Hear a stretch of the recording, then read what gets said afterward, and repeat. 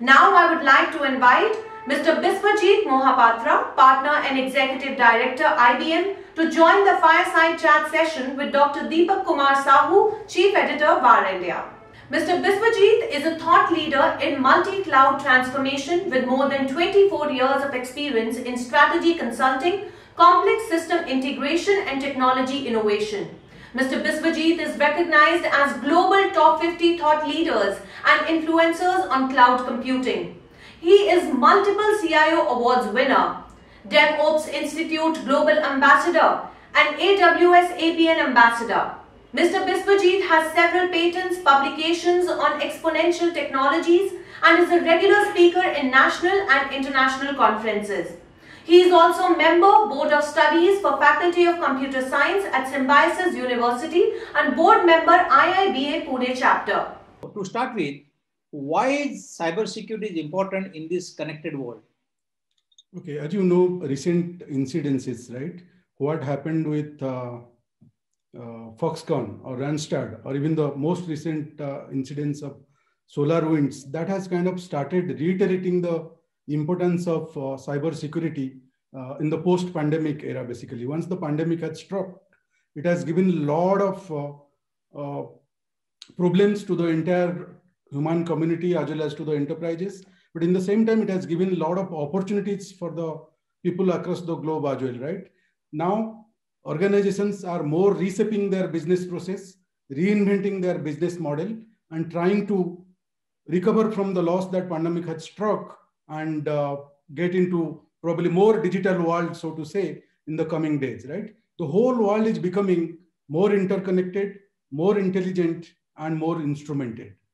When the degree of online impact is really increasing day by day, it's probably becoming a breeding ground for most of the cyber criminals and hackers to take control by impersonating or by acting as a threat actor or installing malwares in multiple applications or websites to take control of the entire business, right? That has become a real challenge for many of the organizations today, right? So one end, business is evolving as a business paradigm.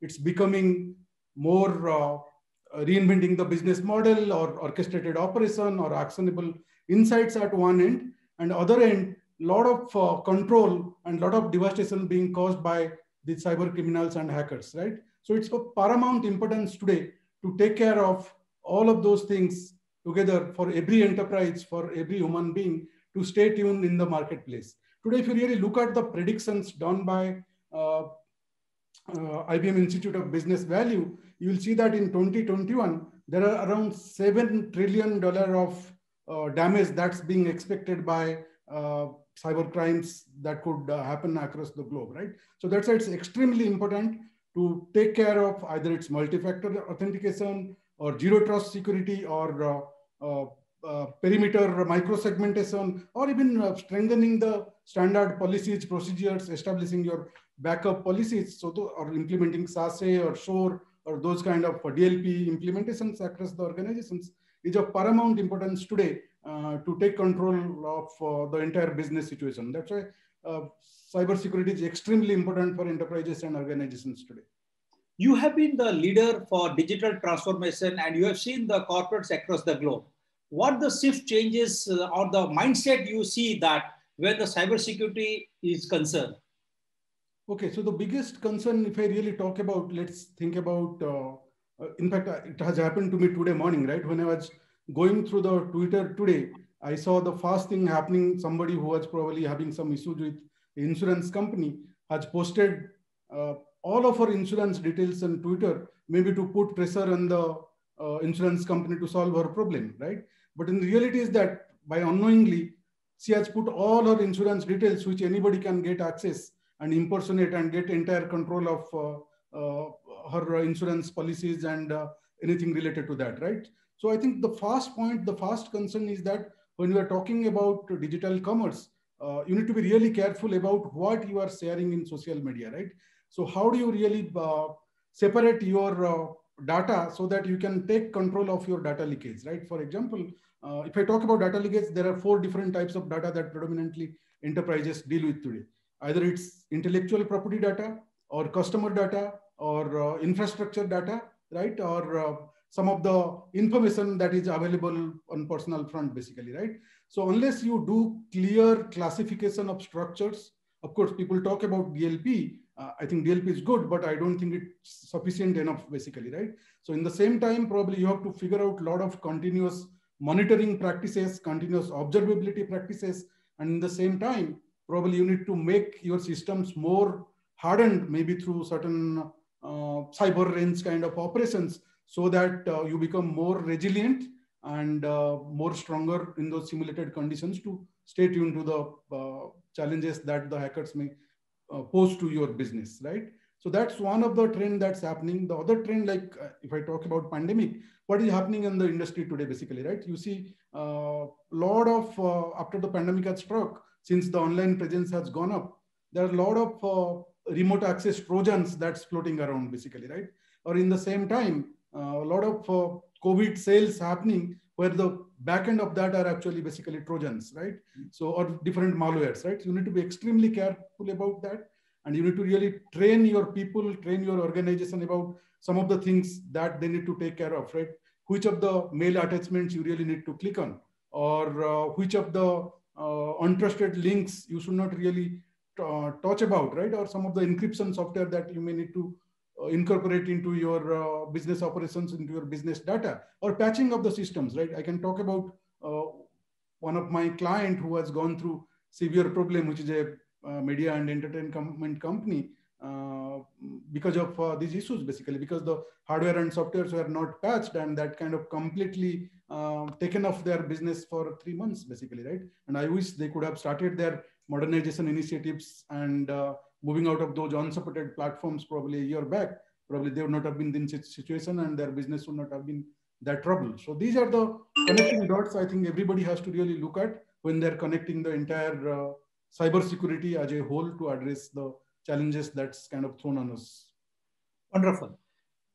Now I want to ask you, ransomware is currently the #1 threat to organizations as the attacks have become increasingly sophisticated. How were you handling the situation? Okay, so I already talked about Foxconn, SolarWinds, and Randstad, right? That's pretty predominant in the industry today, and it's going to happen more and more in the coming days, right? So we need to really take care of either it's multi-factor authentication or two-factor authentication or 2SB authentication, right? Zero trust security, I already talked about. Backup of your critical data and a data governance policy, right? And in the same time, you have to really educate your users, educate your people, basically, giving them right enablement and training programs, right? So that's one part of it. If I talk about how we are addressing it, I think the first thing any organization really need to look at is creating a cybersecurity incident response plan. And that's a plan which not necessarily to be created and put it in the cupboard, basically, right? It has to be a living document that needs to be constantly, continuously, and consistently monitored, right? Point number one. Point number two, every organization really need to implement what we call as security operations center, which could be continuously doing the security assessment to finding out the vulnerabilities and predicting and doing proactive analytics to find out that any vulnerabilities that are there are kind of taken care of immediately, right? I talked about cyber ranges to improve the resiliency of the applications, right? And in the same time, what we practice is basically what we call as OODA practices, right? Observe, dictate, and remediate, right? So that should be your process, and it has to be done in a very faster life cycle without waiting for too long to make those implementation take place, basically, right? So those are the things I think organizations have to really take care of. Unless you have a plan in place, unless you have all of those technologies that is enabling your plan, and you have a step-by-step approach to address this, I think it's going to be a real challenge when it comes to ransomwares. You're absolutely right. There has been a spike in the number of cyber attacks in the digital commerce or e-commerce is concerned. What is your take on the role of social media leading to the crime? Okay, so social media, right? So I think probably I'll put it this way, right? Nowadays, what happens in Vegas is actually ends up on YouTube, right? So social media is almost becoming the best platform for cyber criminals to conduct their criminal activities, right? So whether it's about identifying the data leakage or doing phishing or some of the malware attacks or even standard e-skimming or XSS kind of activities or even SQL injection, right? So it's kind of a breeding ground for most of the hackers and most of the cyber criminals today, basically, right? So how do you really take control of that? How do you really ensure that this doesn't really repeat, basically, right? What organizations can do, right, to take care of that, right? And the first thing is basically how do you really implement a security and privacy policy and procedures, right? When you talk about digital commerce, there are a lot of issues again associated with that, right? If you are dealing with a credit card fraud, which all of us know basically, right? Probably it's of paramount importance for companies to implement the PCI DSS standards, basically, right? If you're doing credit card frauds, right? And in the same time, maybe it's the area of what was happening earlier in the traditional model, where the more things were happening on a castle and moat kind of model, basically, right? That's not really going to work today, right? There are so much data because of the social media explosion and the explosion of next gen technologies happening around us. Many stuffs that actually goes out of your firewall and available as a public knowledge everywhere, basically, right? So how do you really have those continuous monitoring management matrices established, platforms established to find out what goes out, and what goes out is the right thing to go out or not? And if it is not right thing, how do you really monitor and prevent those going out is another thing probably that companies has to really take care of when it comes to social media explosion, right? So yeah, so those are the things are happening on the social media front, which companies need to really take care of. How about e-commerce? Okay, so e-commerce is exactly the same thing, basically, right? So I talked about credit card fraud, PCI DSS stuffs, right? And in the same time, I think a lot of impersonation, a lot of malware is happening, right? So today, people can take control of your accounts, right? Threat actors can get your entire financial details and impersonate like you to get access into your overall operations, overall accounts, right?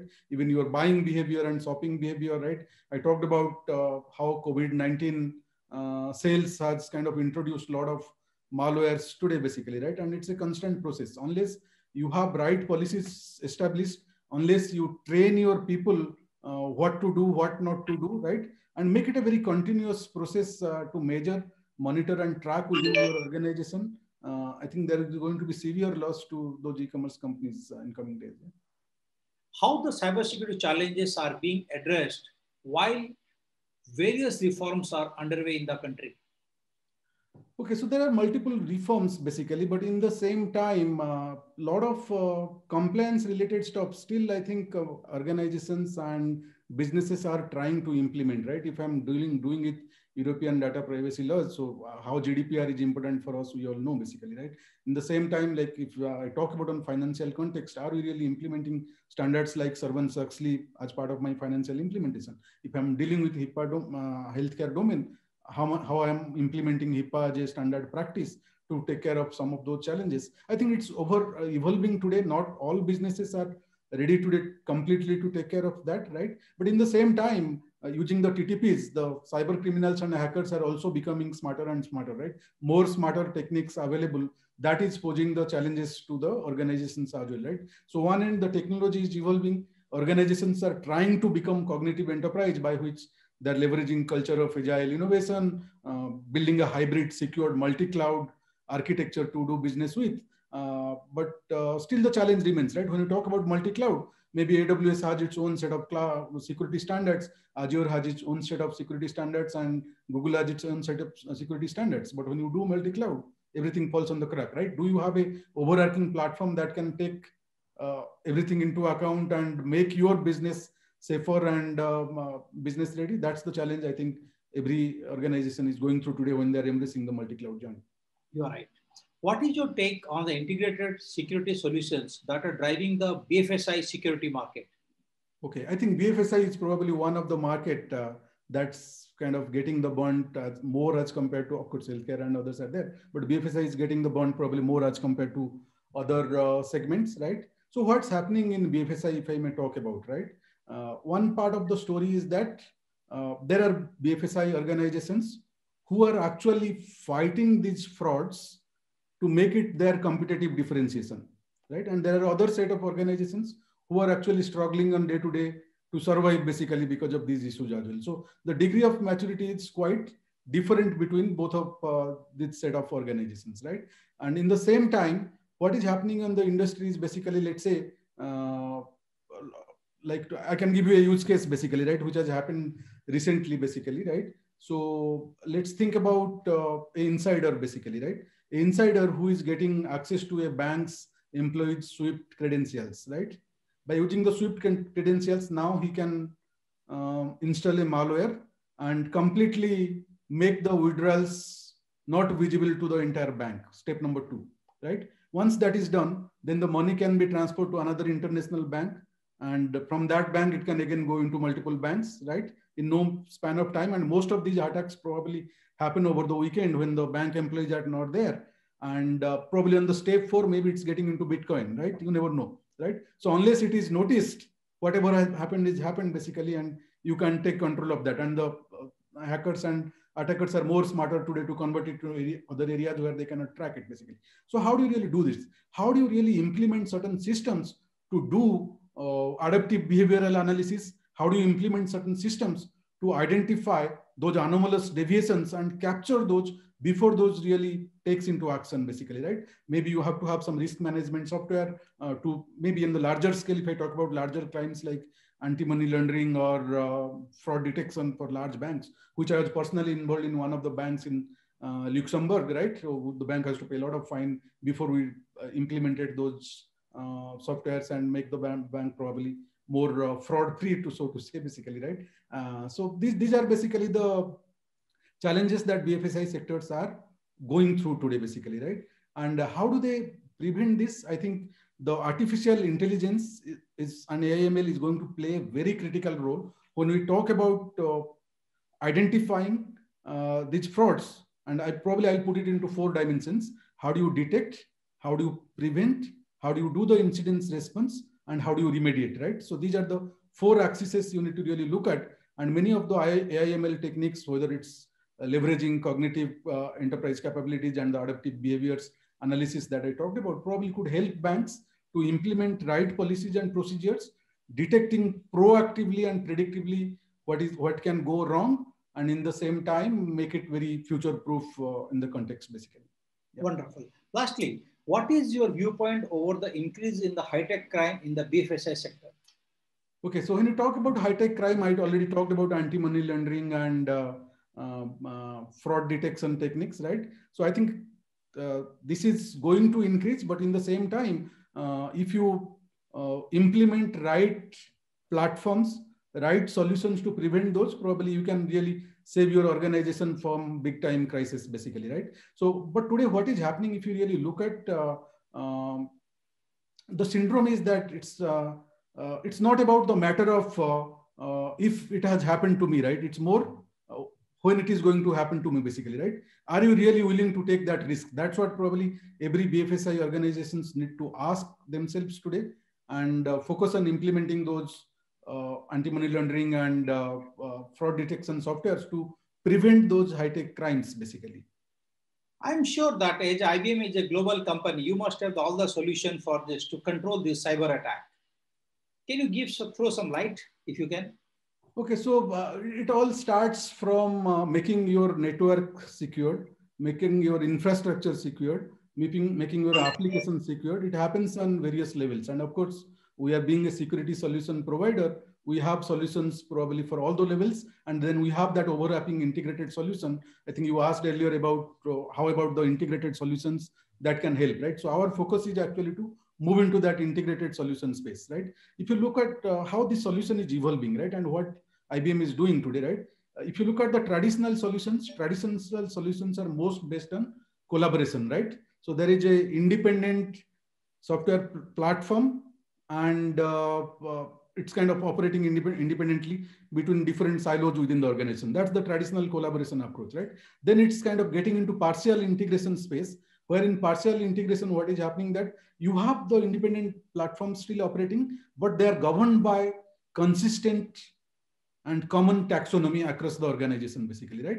But the end objective is actually to be fully integrated solution where you have a single pane of view of your entire security solution, right? And everything governed by, managed by a single pane of view and single window, basically. That's the integrated solution that IBM is heavily propagating. And of course, we have our own solutions at different levels, but everything should connect the dot and reach that single pane of view to have a dashboard which can provide a very proactive measurement of your security posture and then the corrective actions that you need to make to do that, to address that security posture. And of course, we greatly leverage chaos engineering practices where we do those hypothesis testing, we simulate the hacking conditions to make the systems more resilient, right? So today, probably, as you know, more so after the pandemic has struck, everywhere the demand is, how do you make your systems reliable? How do you make your systems resilient?